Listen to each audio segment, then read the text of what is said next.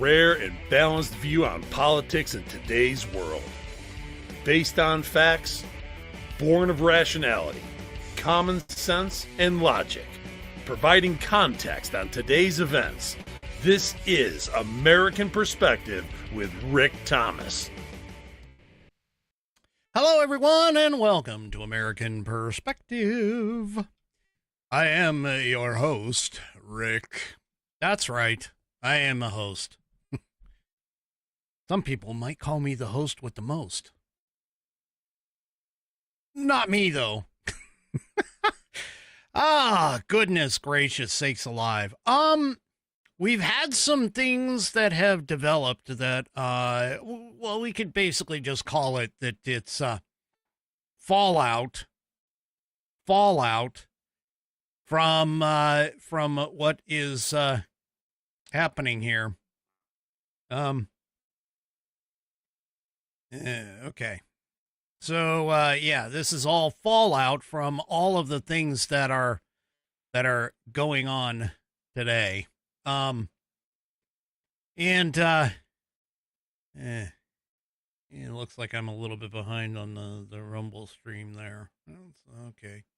Anyway, so let's go ahead and get things started off and kicked off. Tonight we have on tap for the Pledge of Allegiance, the wonderful, beautiful, most fantastic, and my better half, Mrs. Whiskey. Y'all talk to her. Well, some of you talked to her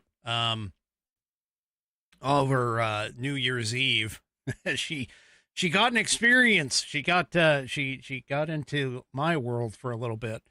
But anyway, let's go ahead and if you are of mine, please stand, remove your hat if you're wearing one like me. Place your hand over your heart and follow along with Mrs. Whiskey as she recites, most wonderfully, by the way, as she recites the Pledge of Allegiance. I pledge allegiance to the flag of the United States of America and to the republic for which it stands, one nation, under God, indivisible, with liberty and justice for all. And, of course, I thank her for everything. Oh, my gosh, I can't just thank her for the pledge. I can thank her for everything. She puts up with me like nobody's business. Hey, just pie, just so you know, it's a single L, not two. There you go. You'll figure it out. All right, let's go ahead and move on to our to tonight's headline sponsor, which is, because it's Tuesday, which is the Institute on the Constitution. The Institute on the Constitution was established in 2004 as a 501c3 nonprofit with one singular mission, and that is to restore the constitutional republic through grassroots education. Now, the Institute on the Constitution has been merged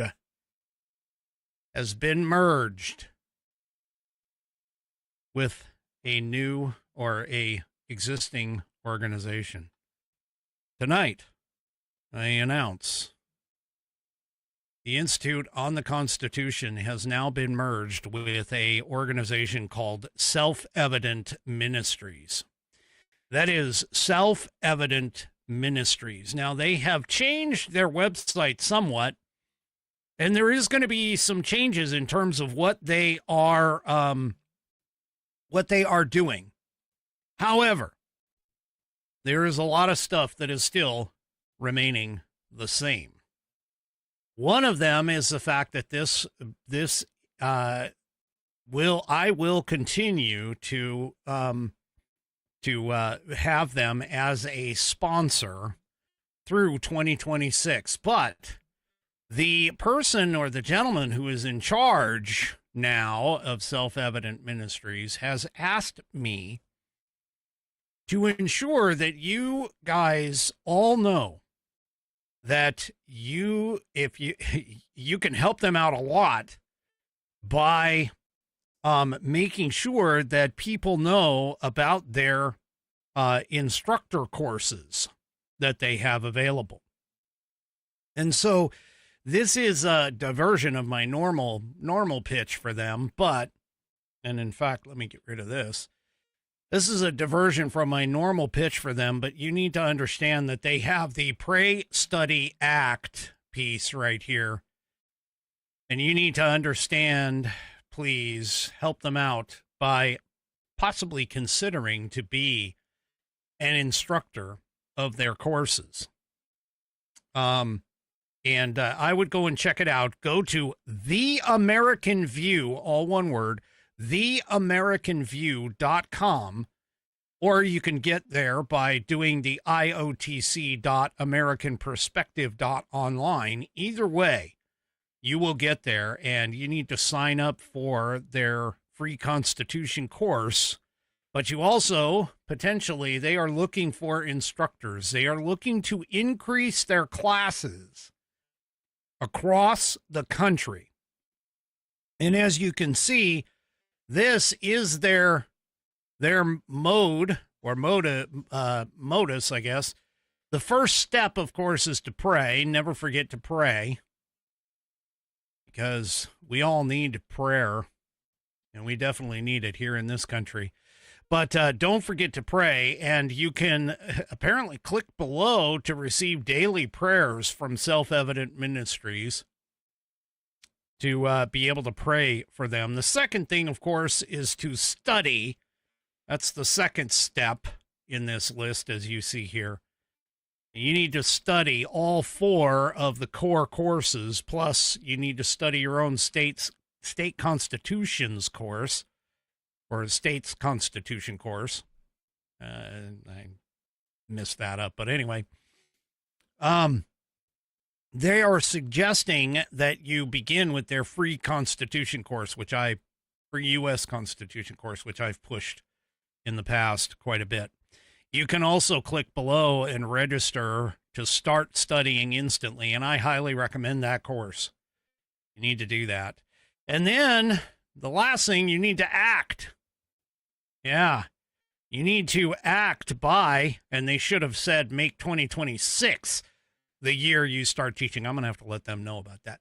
But make 2026 the year you start teaching the American view of law and government. The Institute on the Constitution instructor kits have everything you need to start a Constitution class in your community. And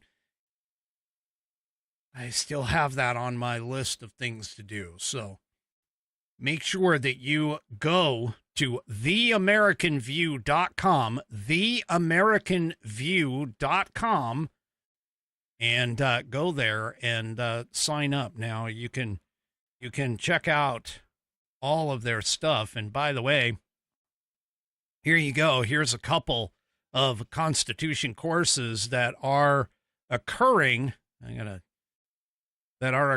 One in Newark, Delaware.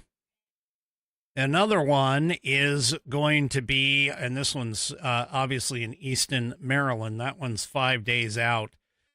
So you may want to take a look, and you can register for these online or for these in-person courses for it. And they've revamped this site. You need to check it out. Seriously, go and check it out, theamericanview.com, and help other people to learn. Possibly sign up as an instructor. You can go and take a look at the ACT part right here. Let's go up here. So there you go. Go to the ACT part. You can explore the live classes. You can take a class.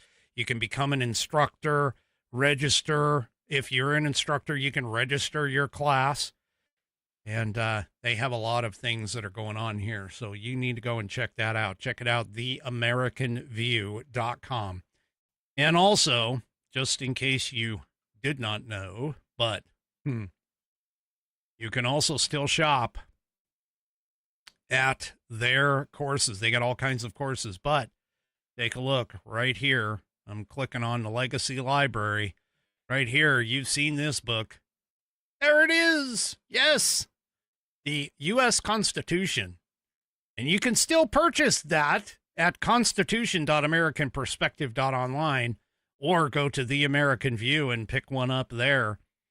Either way, you can purchase this fabulous Saddleback leather-bound U.S. Constitution to support the show. Right here, and there it is. Yep. And, of course, all the Roman numerals have the 100-year numerical order guarantee, according to 3 Chevy. But anyway, you can still purchase this. They are going to keep this, and I got to tell you, that's fantastic. It has got, I might as well run through, 1/8 of an inch of Saddleback leather wrapped around pages that are water and tear resistant. No cheap glue here, folks. Stitched all the way through the leather and the pages contained within. It's got a 100-year warranty against materials and manufacturing defects, such that if some of those go wrong, you can send it back to the manufacturer and they will either fix it or replace it for free. It is buddy tested, buddy approved, Billy tasted, Billy approved. My youngest Misky Warrior has confirmed that the information contained within will help you to study for and achieve your civics badge in Scouts. It'll also help you to pass that civics test. It'll also help you to potentially pass that naturalization test if you're in the position to do so. So head on over to constitution.americanperspective.online. You'll be taken right to the page for this, or you can go and check out theamericanview.com, theamericanview.com, and go and check out all of their offerings in their shop. So, yeah, go and check that out. I think it's a good merger. I think it'll be a push, a good push for stuff in the future. But, yeah, you should go and check it out. And also remember, keep in mind that you should take a look at their being an instructor for the course. So, yeah, go and check that out. Anyway, I thank them for being a sponsor of this show. All right. Well, let's just start tonight's. Oh, yes, we've got some fallout. The first thing that I want to talk about tonight in terms of fallout is, well, the Corporation for Public Broadcasting. For those of you that don't remember this, the Corporation for Public Broadcasting is the non-governmental organization that sat in between the federal government and the stations like NPR and PBS. Well, they finally voted to officially dissolve. The 58-year-old nonprofit known as the Corporation for Public Broadcasting is no more. And here is one of our favorite senators to talk about it. I want to give you a few examples of stories that NPR has published using taxpayer money. I'll just read the headlines. First headline, NPR News Service. Michael Avenatti, quote, a profile of the media-savvy attorney. They love Michael Avenatti. You know where Michael Avenatti is today? He's in jail. You know why? He's a crook. But for a while, he was a media darling on NPR. Here's another headline from NPR. How racism became a marketing tool for country music. I kid you not. American taxpayers are spending $500 million a year to pay a local station to buy content that says country music is racist. Here's another headline from NPR. Donald Trump's long embrace of Vladimir Putin. Remember the Russiagate? Steele dossier? NPR was right in there promoting it. All right, so I'm not going to finish the entire clip, but those are just an example of the headlines that the that the Corporation for Public Broadcasting was pushing to NPR and PBS. Now, to be clear, NPR and PBS are not folding. Okay, they are still there. And they are attempting to survive on just private funds. All right. But the overarching Corporation for Public Broadcasting is no more. It is gone. The board voted to dissolve the organization after Donald Trump's successful effort last year to roll back the federal funding. Well, that is fantastic, because if you are a student of the Constitution, you would know that the Constitution does not have any mandate for the federal government to pay for public broadcasting. There is nothing in Article 1, Section 8 that can even be remotely connected to funding public broadcasting with federal funds. So there you go. So the leftists, of course, who claim that funding CBP was imperative because it was such a vital resource to the country and couldn't even be bothered to make up the $1.1 billion deficit left by the rescission of the government funding. Yeah, well, anyway, the vaunted organization didn't even bother trying. They were the ones that funded PBS, NPR, and certain affiliate stations, and now they are no more. They are gone. So, all of those Democrats who were crying about it, yeah, Now, the CBP president and CEO, Patricia Harrison, of course, bemoaned the $1.1 billion funding loss. But according to her, by the way, she said that the work that was done at CBP was so special, so elevated, and that the right, meaning the conservatives, was just so awful that in order to protect its preciousness, CBP had no other choice but to abort the organization. Typical leftist. We're going to abort what we... Yeah. Anyway. So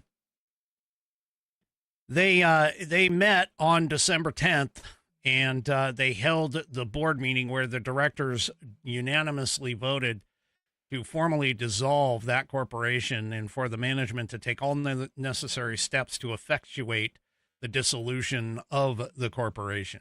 So it's gone. It is gone. So there you go. Another win for the Trump administration. By the way, I don't know if anybody noticed, but today is January 6th. It is 5 years since the riots, or the riot, maybe there's only one, that occurred after the Capitol Police fired rubber bullets and tear gas into a peaceful protest. Yeah. And also, too, the left, of course, is celebrating that. They're also issuing the whole thing about Brian Sicknick, the police officer that died a couple days after January 6th from completely unrelated but yet natural causes. They've revived the lie that he died due to January 6th, which is completely wrong. There are only two people that died on January 6th directly caused by January 6th, and that was Ashley Babbitt. And I can't remember the other person's full name, but Rosalind something. Anyway, yeah, they retrotted, or they're currently on all the social medias. They're retrotting out all of the lies and everything else. I've just basically been telling them, hey, on all the social medias. I'm like, hey, if you guys still think after all of the information that has come out that January 6th was an insurrection, you're just a complete, utter, stupid moron, which we all know the left is. So, yeah, don't be surprised if you're on social media and you see all of that crap running around.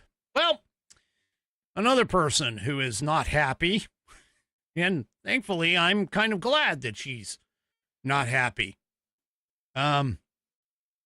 because of the fact that the SCOTUS upheld the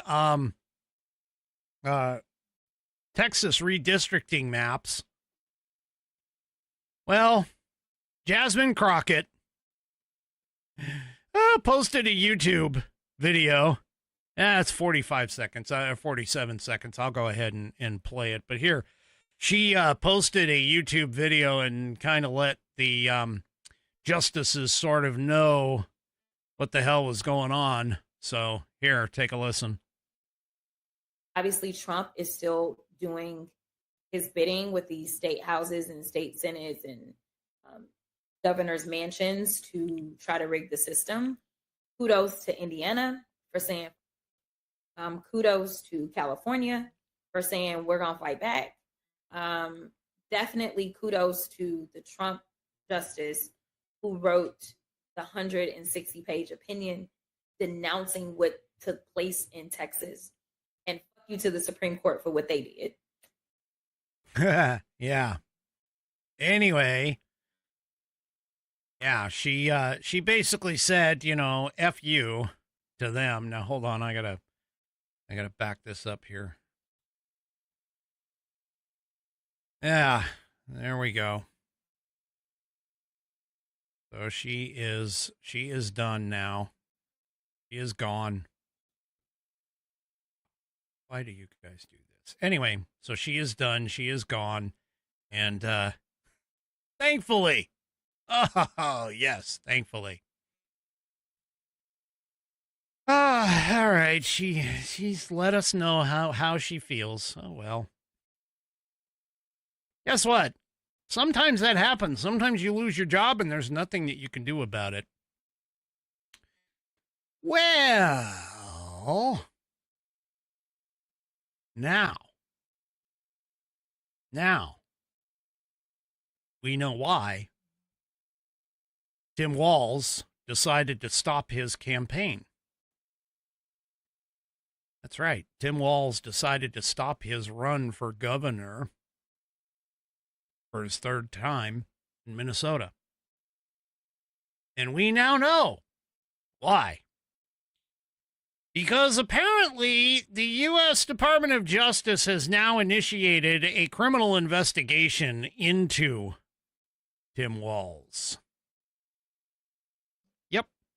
Now, the probe itself is going to examine whether or not Walz was complicit or even criminally liable for the ongoing fraud scandals that have been plaguing Minnesota, primarily involving Somali immigrants during his tenure as governor. So Carolyn Levitt said in an interview, quote, "It's top priority for President Trump because he believes that Governor Walz is criminally liable, and I think the Department of Justice is going to find out." Yep. So Walz, of course, announced yesterday that he would not be seeking re-election as he has come under mounting scrutiny for mismanaging the fraud scandal. Yep. In a statement on social media, Walz cried that the criticism was coming from an organized group of political actors seeking to take advantage of a crisis. And that, quote, Donald Trump and his allies in Washington, in St. Paul, and online want to make our state a colder and meaner place. No, Tampon Tim, what we want is for these idiots to follow the law. See, I've realized that leftists,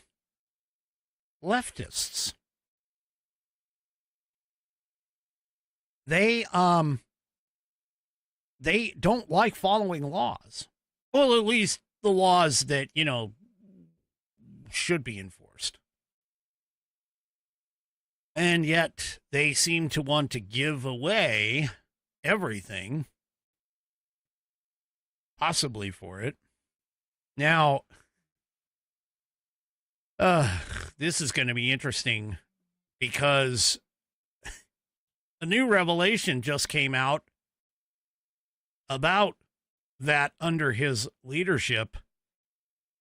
Well, there's some records that were produced, according to the Post-Millennial.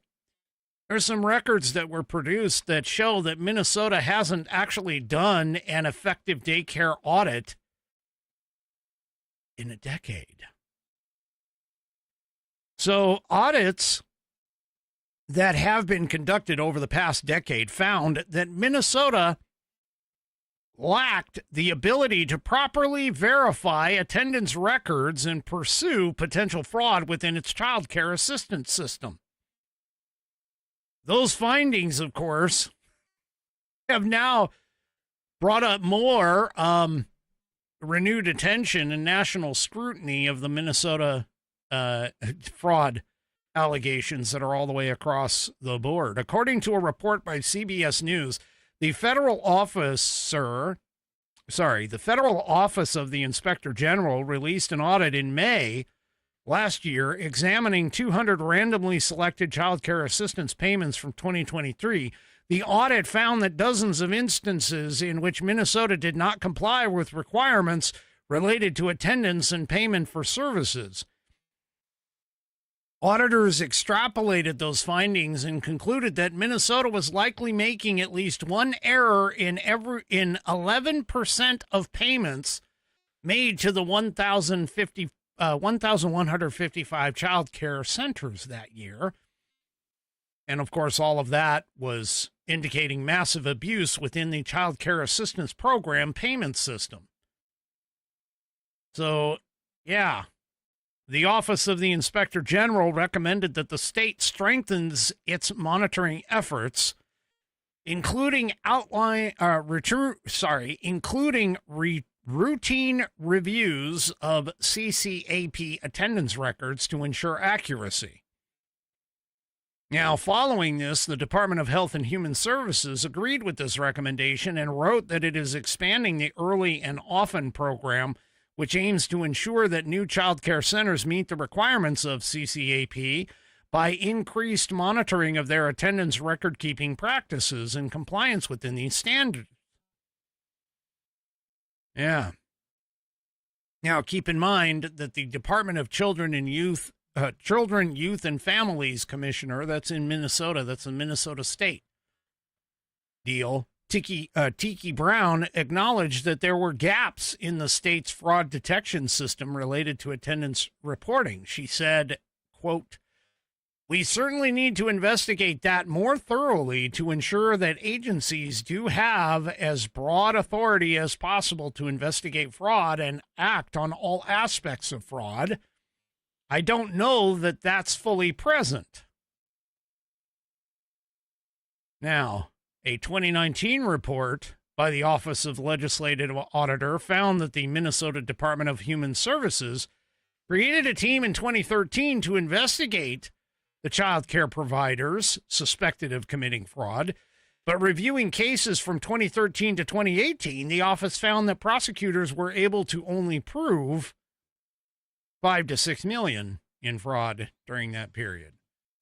Now, granted, $5 to $6 million sounds like a lot to us, but when we're talking about potentially up to $9 million right now, oof. Anyway, $9 billion right now.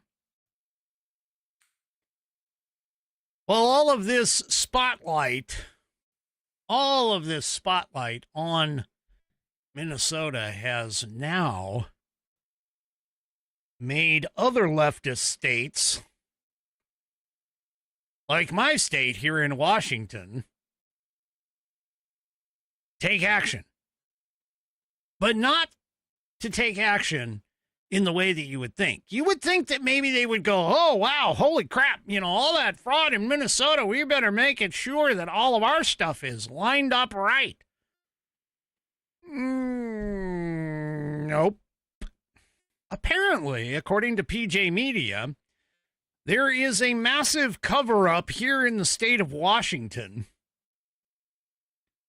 that they are looking to stop any reporting about potential fraud by Somali daycare center owners, or realistically any owners, by scrubbing public information about these state-licensed daycare facilities from state records. There is apparently a proposed bill in the new legislative session that would prevent investigative journalists or media from checking into daycare fraud in Washington state under what's being dubbed a daycare secrecy bill. Yeah. Now, the newly elected communist mayor of Seattle has dismissed as extremists any reporters who ask about any potential fraud and what she plans to do about it. She actually said in a post on X, "I stand with Somali child care providers who have experienced targeted harassment and condemn the surveillance campaign promoted by extremist influencers." She also urged Somalis to report overtures from reporters as hate crime. Ha! Really? Yeah, look, folks, I'm telling you, Seattle and New York are in a race right now to figure out who's going to hit bottom first. That's all I'm going to tell you, is that they are in a race right now to figure it out. Now, she operates, of course, the Seattle mayor, she operates out of the biggest city in the state. In Olympia, Governor Bob Ferguson. Yeah, his apparatchiks have already begun scrubbing the identifying information about in-home daycare owners making money from the government, according to reporters that are covering this story. Journalists have discovered that the state began scrubbing public information about these daycare centers from Washington state government documents in real time. Yeah. According to Jonathan Cho, who is we'll call him a journalist. Anyway, he's like, yeah, this stuff is going away. The Washington Policy Center's Paul Guppy, who is nobody's idea of a political firebrand, characterized the bill proposed by State Senator Lisa Wellman as a way to preempt and restrain investigations and accountability all across all news media. All right, so here's the deal, folks. If you seem to recall, way back in your civics days, the free press, there's a reason why the First Amendment existed. And that is because our founders believed, as they should, that a free press was considered to be a fourth watchdog of government. Or I should just say just a watchdog of government. And that a free press was to keep the government honest. Well, now you have all of these people who are out here trying to, let's say, protect the media and turn that into the propagandist arm that you find in 1984 and other places. Well, yeah. Now, why do you think independent journalists are the newsmakers of today? Why do you think that is the case? Because they are willing to do what the major news networks are not wanting to do anymore. 3 Chevy over on Rumble asks, isn't the stuff on the internet there forever? Well, yeah, technically, sort of. If another server grabbed it and was able to put it into a database, which we could go and check, like the Wayback Machine. That's one site that does. So anyway, Yeah. What a mess. I mean, seriously. These people need to be, I mean, they should be investigated. Honestly, they should be investigated to make sure that the children are safe, that they're getting the proper money. I mean, why? The Democrats love to spend the public's money.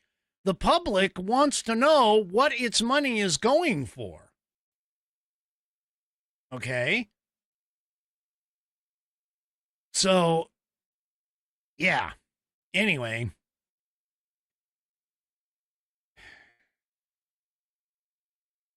Yeah. So here in Washington, here from the piece, from the PJ Media piece, and this is actually from a December 4th article titled "DOJ Sues 6 More Blue States for Hiding Shady Voter Rolls from the Feds." The author wrote, in Washington state, there are an estimated 700,000 people on the voter rolls who are not attached to any Social Security number, which, of course, isn't required. But the Secretary of State claims they use Social Security verification software to check the veracity and citizenship of the voter. Now, how does that happen if they have no Social Security number attached to the voter? That's a damn good question. Anyway. Worse, mail-in balloting here and the sanctuary state status that it swears it doesn't register ineligible voters is a complete lie. He says here also provides over voter rolls that boast at least 25,000 active voters who have absolutely positively zero identifying information whatsoever attached to their voter registration. It's estimated that 1 in 7 voters in Washington is actually ineligible, and you seem to sit here and wonder why. I personally am so against mail-in balloting. So We the Governed, which is a Washington-based group, surveyed that 29 out of the state's 39 counties found that 1 in 7 voters in that West Coast state, this is so sad, was illegal. So you can see why the Washington Secretary of State, Steve Hobbs, sent a message back to the DOJ saying he wouldn't share voter information. They don't want to know. They don't know. And they really don't want us to know. And this is true. So, oh, and by the way, Brandy Cruz found that there were child care centers in Minnesota that were actually donating money to a Somali political candidate here in Washington state. What? Why are they donating to other candidates that aren't in their state? That's a good question. And I don't even understand why that isn't illegal, or at least frowned upon. But anyway, so this was back in 2021. There was a Minnesota Somali-owned daycare and adult center that maxed out their donations to the Seattle area woman who was Somali, who was running for King County Council. Now, her campaign unraveled after it was revealed that she boarded a bus full of kids and threatened to blow it up. Yeah. Anyway. Yep. This is Washington State is horrible. Don't move here. I'm just telling you, don't move here, please. Don't move here. Anyway. All right. Well, apparently the feds are also going to ramp up investigations across the country, because now President Trump says that California is actually more corrupt than Minnesota. He's announced that his administration has launched investigations into allegations of fraud in California, contending that the state, under Governor Newsom, is more corrupt than Minnesota. Well, that doesn't really surprise me any. In a Tuesday post on Truth Social, President Trump stated California under Governor Gavin Newsom is more corrupt than Minnesota, if that's possible. The fraud investigation of California has begun. And the federal government needs to, I mean, if anything, they need to come and do this. So, yeah. Anyway. By the way, we can't forget that Dana Williamson, who served as Newsom's chief of staff up until December of 2024, was arrested by the FBI and charged with public corruption. The charges, which are part of a federal indictment, accuse Williamson and her co-conspirators of engaging in a scheme involving wire and bank fraud. Wow, this seems to be like a, what do we call it? A recurring incident in the Democrat Party. Anyway.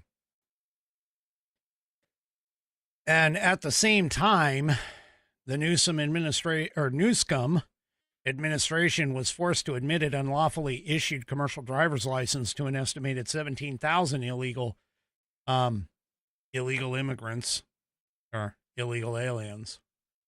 So, yeah. Anyway. Yeah, now, I don't know if they actually did it, but they were moving to revoke the permits. But then I recall another story where they were saying that they weren't doing it.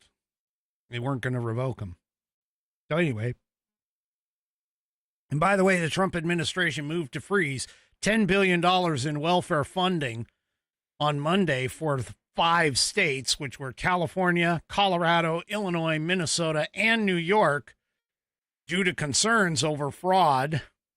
And they need to add Washington into that. That should be 6 states. And possibly even Oregon. I mean, the West Coast, known as the left coast. So, there you go. So there you go. Anyway. Well, before I move into another story, let me go ahead and hit up this.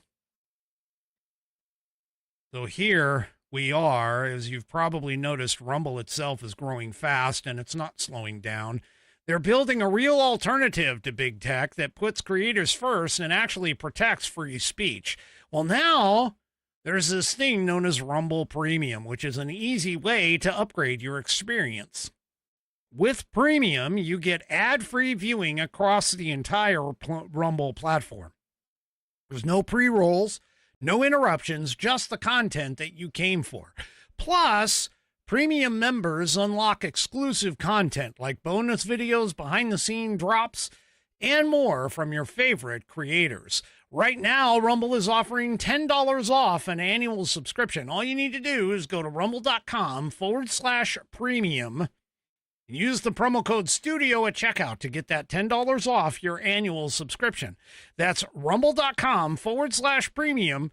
Promo code STUDIO to get that $10 off when you purchase an annual subscription to Rumble Premium. No ads, more freedom, and the content that you actually care about. That's the deal. That's rumble.com/premium. Promo code STUDIO to get that $10 off Rumble Premium.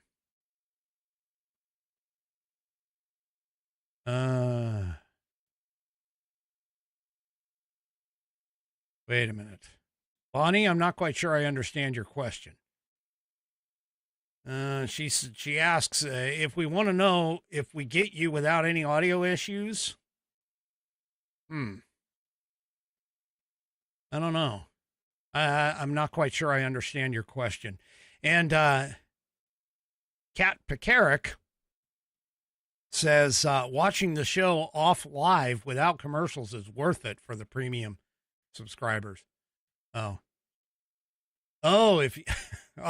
With premium, do you get me without any audio issues? She's making a joke. Apparently the other day I had audio issues because I don't know why, but yeah, no, I can't guarantee you that.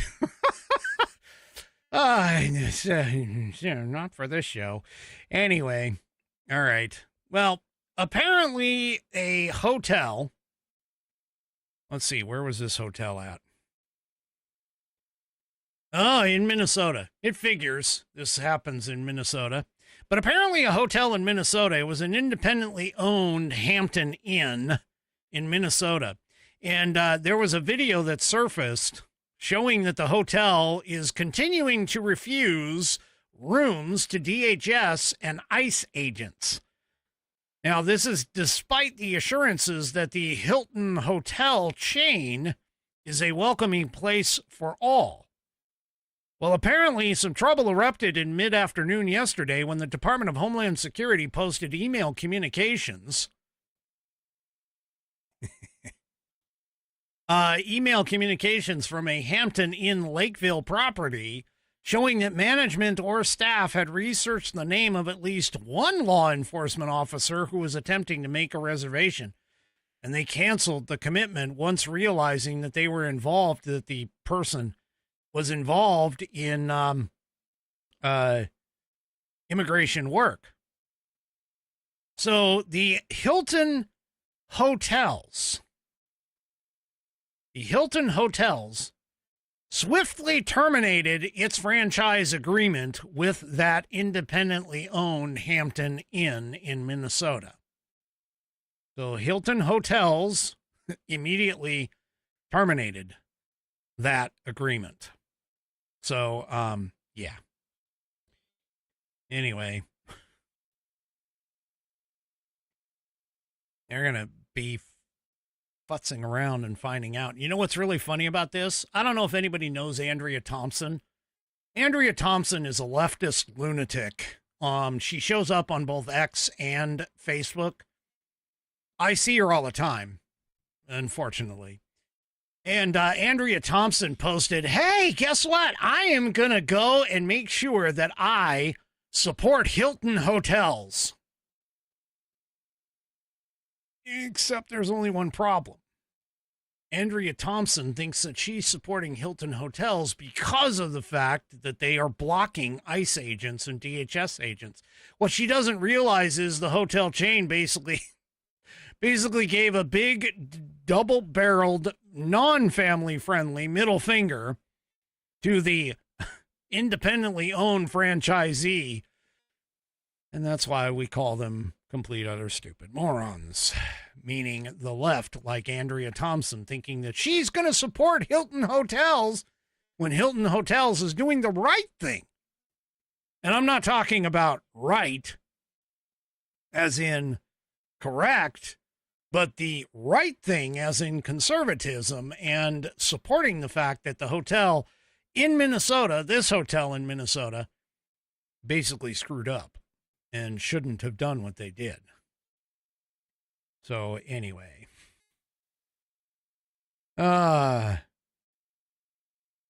I guess Nick Sotour, who is another influencer, visited the Lakeville Hampton Inn and quickly learned that the owner and the front desk manager, at least, weren't about to change their unwelcoming stance. He posted a video on X where he asks about the available rooms and is met with resistance when he says that they are for DHS. The clerk says, we're not accepting people from immigration, ICE agents, DHS onto our property. It's just per management, our ownership.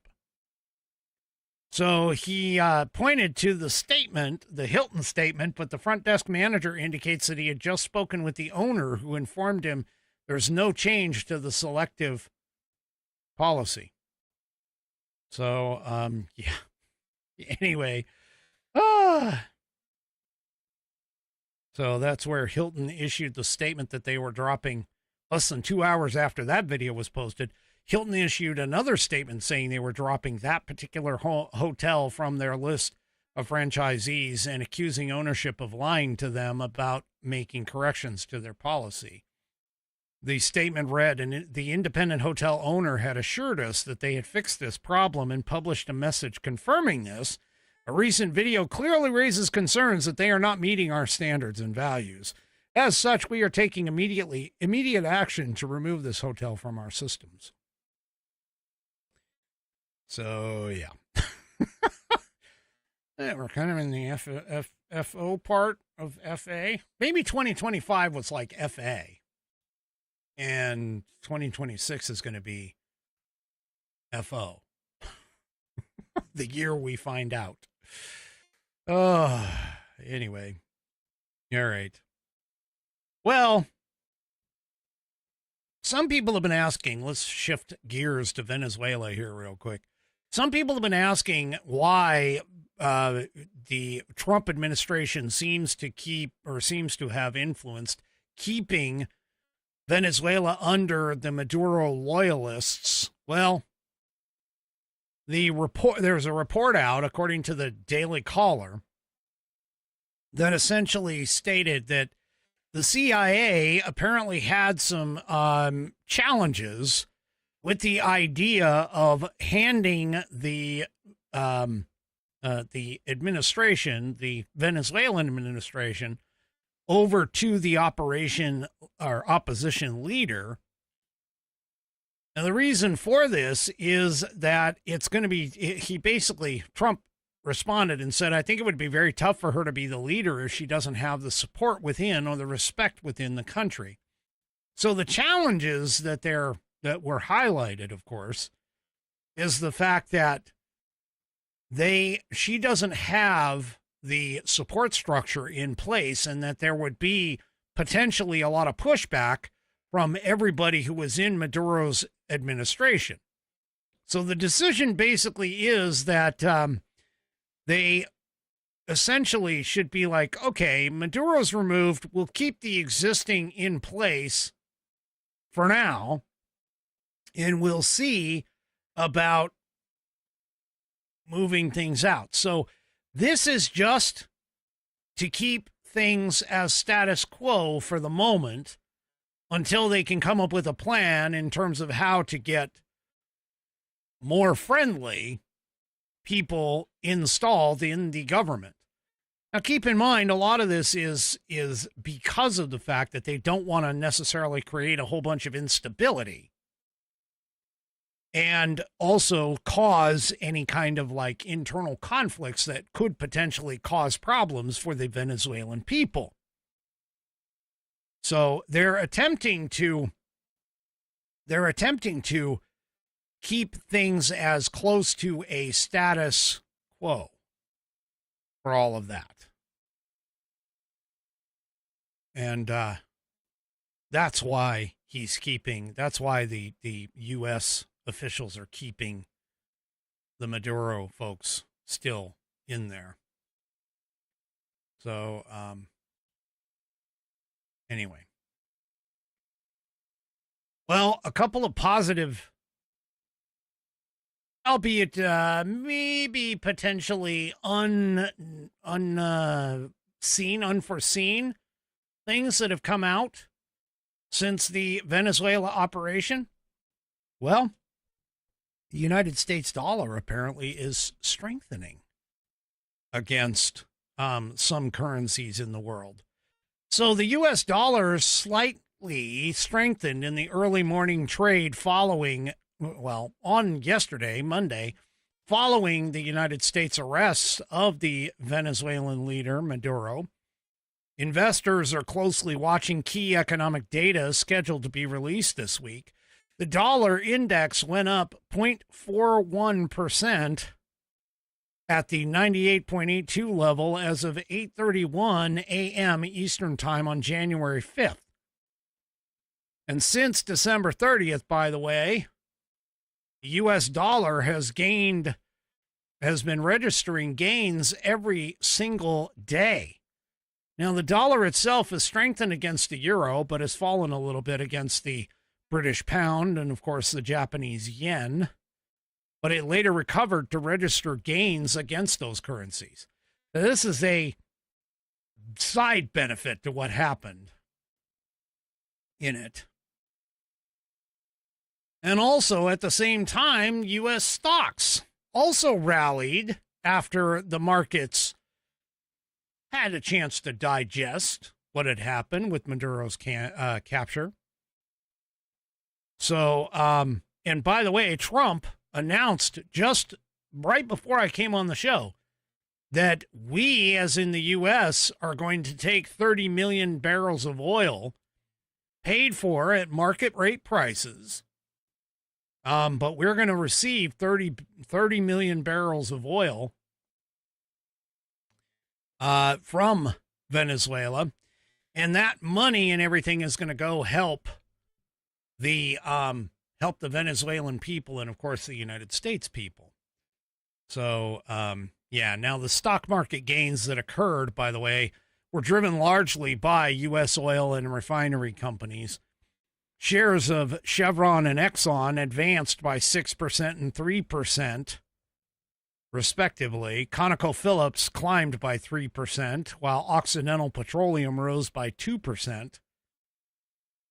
So, yeah. Some things have been moving up in the world.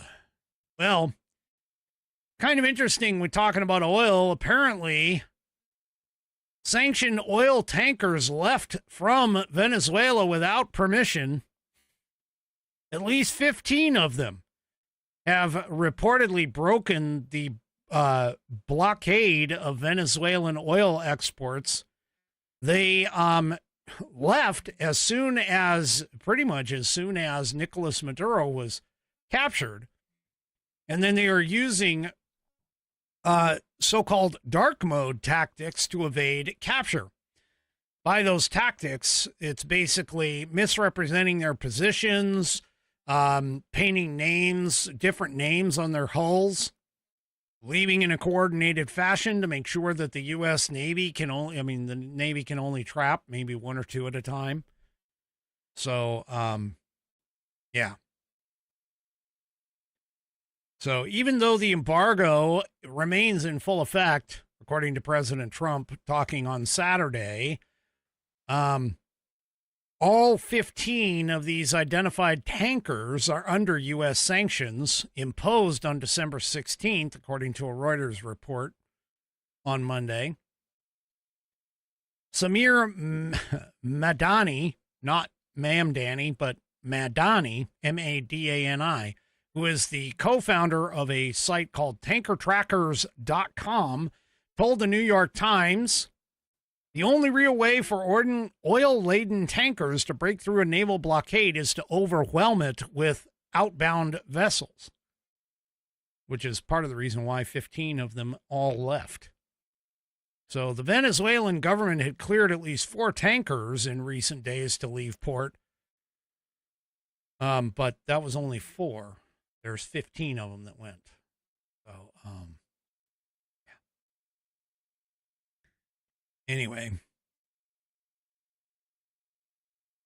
Yeah. So the blockade itself has left the Venezuelan state-run oil companies, PDVSA, bulging inventory during the course of the 3-week blockade, and the company's facilities are nearing capacity, according to the New York Times.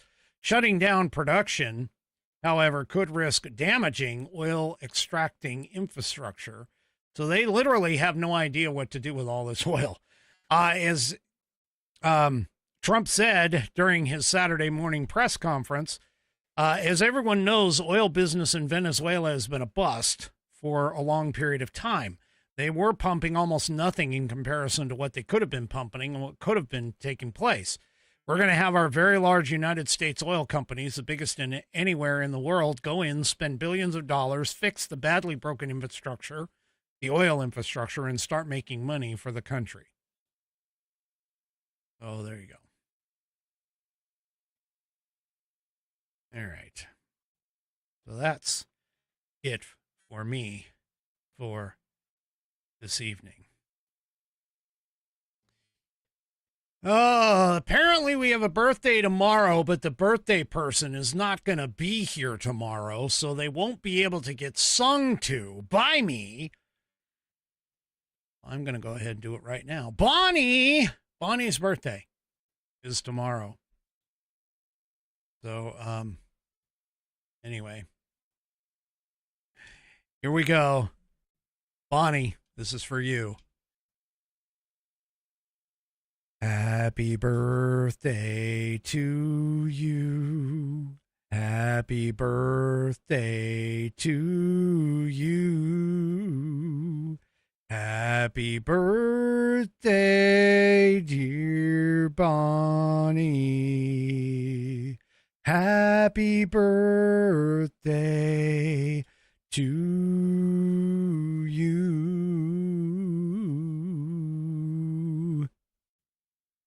Have a great birthday tomorrow, Bonnie. All right, everybody. We will see you tomorrow night, 5 p.m. Pacific, 8 p.m. Eastern Time for Whiskey Wednesday. Don't forget, if you have a pet of the week, you need to send it in. Otherwise, I got to dig into my emergency. I don't know if I want to dig into my emergency, but I'm going to have to if you guys don't send one in. So please send one in. Fans, F-A-N-S, at AmericanPerspective.online. All righty, folks. We will see you tomorrow night. Have a great day, Bonnie. And good night, everybody.